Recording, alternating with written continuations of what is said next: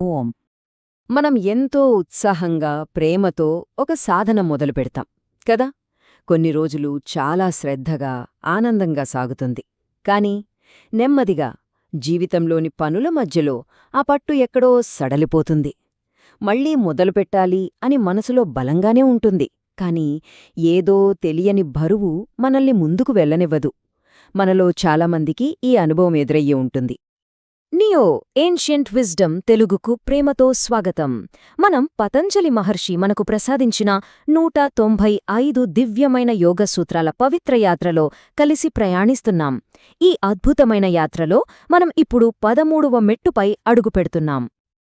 గత సూత్రంలో మనం మనసులోని అలల గురించి అంటే ఆ వృత్తుల గురించి తెలుసుకున్నాం కదా.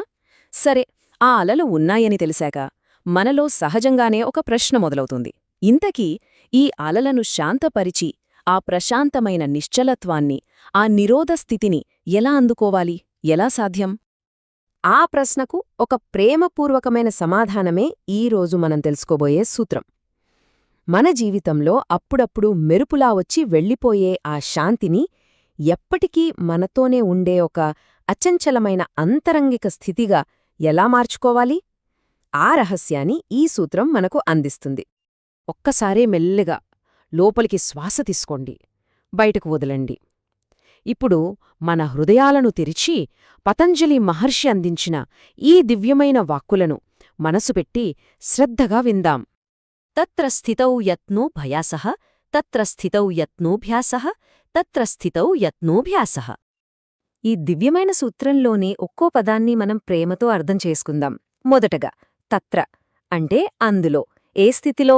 ఆ ప్రశాంతమైన నిశ్చలమైన స్థితిలో అనమాట. తర్వాత స్థితౌ అంటే ఆ స్థితిలో స్థిరంగా ఉండటానికి, నిలకడ కోసం. యత్నః అంటే మనం చేసే ప్రయత్నం, మన కృషి. ఇక చివరిగా అభ్యాసః అంటే సాధన, అంటే పదే పదే చేసే అభ్యాసం. దీన్ని ఆంగ్లంలోకి అనువదిస్తే దాని భావమిది: practice is the effort to be formally established in that state of stillness. ఇప్పుడు మన అందమైన తెలుగులో దీని స్పష్టమైన, లోతైన అర్థాన్ని చూద్దాం. ఆ నిశ్చల స్థితిలో స్థిరంగా ఉండటానికి చేసే ప్రయత్నమే అభ్యాసం. ఒక్క క్షణం ఈ మాటలను మనసులోకి వెళ్ళనివ్వండి. చేసే ప్రయత్నమే అభ్యాసం. అయితే ఇక్కడొక ముఖ్యమైన విషయం: ప్రయత్నం అనగానే మనసుతో పోరాడటం అనుకోకూడదు. దాన్ని బలవంతంగా అణిచివేయడం అస్సలు కాదు. ఇది ఎంతో సున్నితమైన, ప్రేమతో కూడిన ఒక కృషి అన్నమాట. పతంజలి మహర్షి చెప్పే అభ్యాసమంటే మనకు వీలైనప్పుడు అప్పుడప్పుడు చేసేది కాదండి. అది ఒక అంకిత భావంతో, పట్టుదలగా, ఎంతో శ్రద్ధతో నిరంతరాయంగా కొనసాగించే సాధన. ఈ సాధన స్వభావాన్ని ఇంకాస్త లోతుగా అర్థం చేసుకుందాం, సరేనా? ఇది నిద్రలాంటిది కాదు. నిద్రలో మనం అచేతనంగా ఉంటాం, మనల్ని మనం మరిచిపోతాం. కాని అభ్యాసమనేది దానికి పూర్తి వ్యతిరేకం.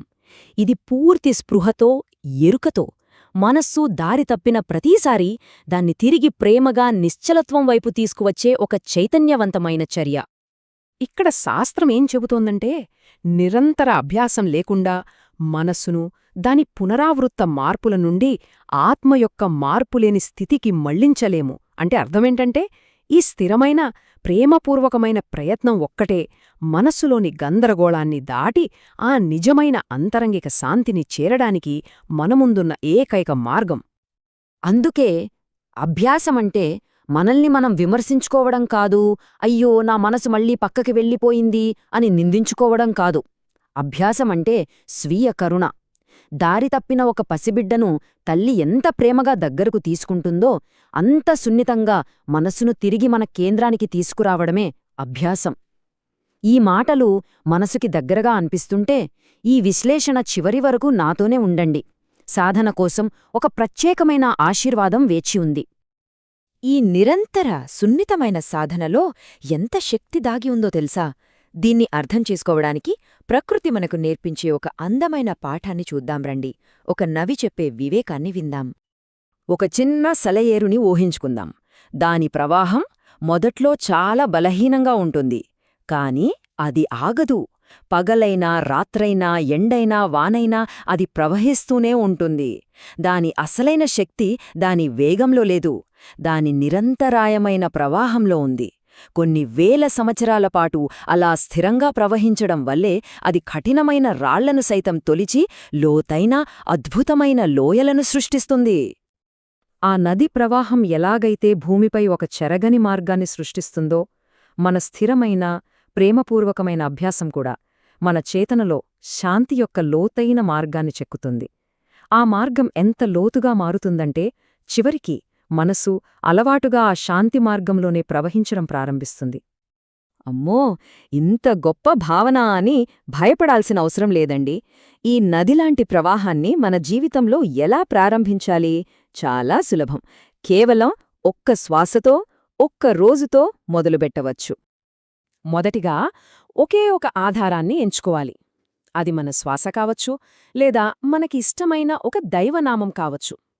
దీన్నే ఏకతత్వాభ్యాసం అంటారు. ఇక రెండవ అతి ముఖ్యమైన విషయం, మనసు పక్కకు వెళ్ళినప్పుడు దాన్ని గమనించాలి.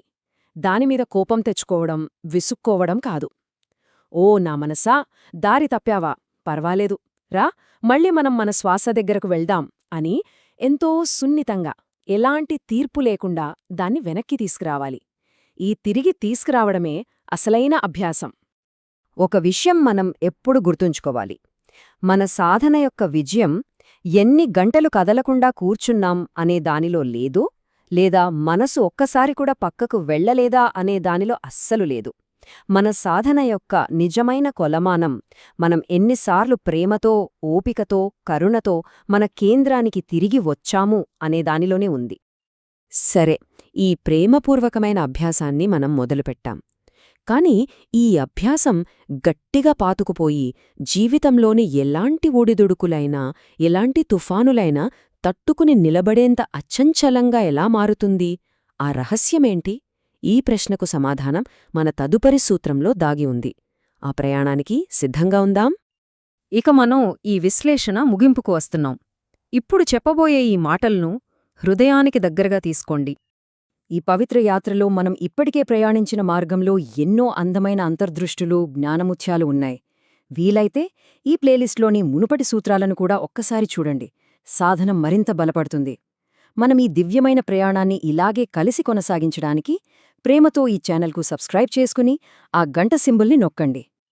ఈ పవిత్రమైన చోటు మనందరి అంతరంగిక శాంతి కోసం నియో ఏన్షియంట్ విజ్డమ్ తెలుగు ప్రేమతో సృష్టించింది. వెళ్లే ముందు ఒక్క క్షణం కళ్ళు మూసుకుని ఆలోచించండి. ఈరోజు మన అభ్యాసం అనే ఈ సున్నితమైన ప్రవాహం మనలోని ఏ చిన్న కఠినమైన రాయిని కదిలించగలదు. ప్రతి ఒక్కరి సాధన ఒక నదిలా నిరంతరంగా, నిర్మలంగా, ప్రేమతో సాగాలని మనస్ఫూర్తిగా ఆశీర్వదిస్తున్నాను. మనసులో ప్రశాంతత, హృదయంలో స్థిరత్వం, జీవితంలో శాంతి ఎల్లప్పుడూ నిండి ఉండాలి. ఓం శాంతిః శాంతిః శాంతిః.